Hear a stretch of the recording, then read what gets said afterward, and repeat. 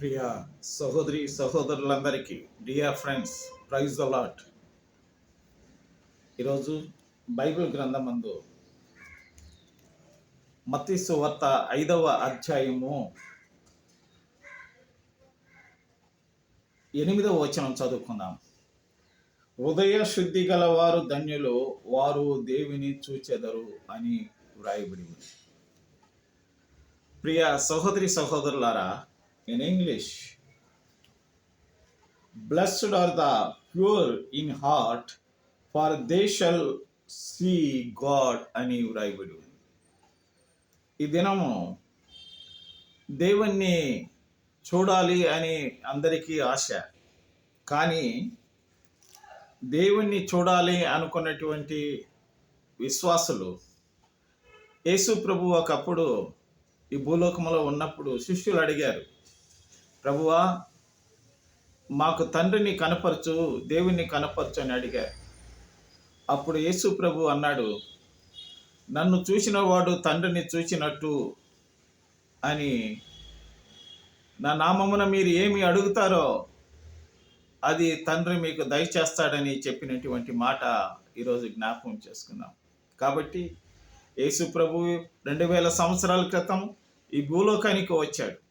వచ్చి పాపులమైన మన కొరకు ప్రాణం పెట్టి తన ప్రాణాన్ని త్యాగం చేశాడు.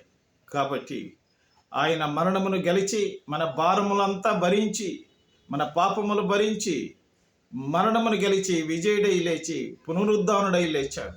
పునరుద్ధాన శక్తి కలిగి మనకు పునరుద్ధాన శక్తిని మనకు అనుగ్రహించి వెళ్ళిపోయి మరలా నేను వచ్చి సదాకాలం మీతో ఉంటానని వాగ్దానం చేసినటువంటి దేవుడు ఈరోజు తన వాక్యాన్ని పరిశుద్ధాత్మ ద్వారా మనకు ప్రకటిస్తున్నాడు.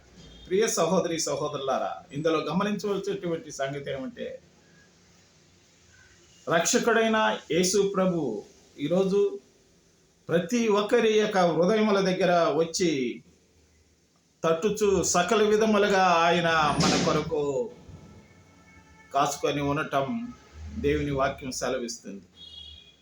యేసు ప్రభు మన ప్రాణ స్నేహితుడు, అతడు రక్షకుడు, ఆయన కరుణాశీలుడు, ఆయన దయగలిగిన దేవుడు, మనకు తోడుగా ఉండి మనకు సహాయపడేటువంటి తండ్రి. ఆయన సాటి లేని దయగలిగిన వాడు. ఆయన మనకు జీవమును కృపను ఇచ్చే దేవుడు.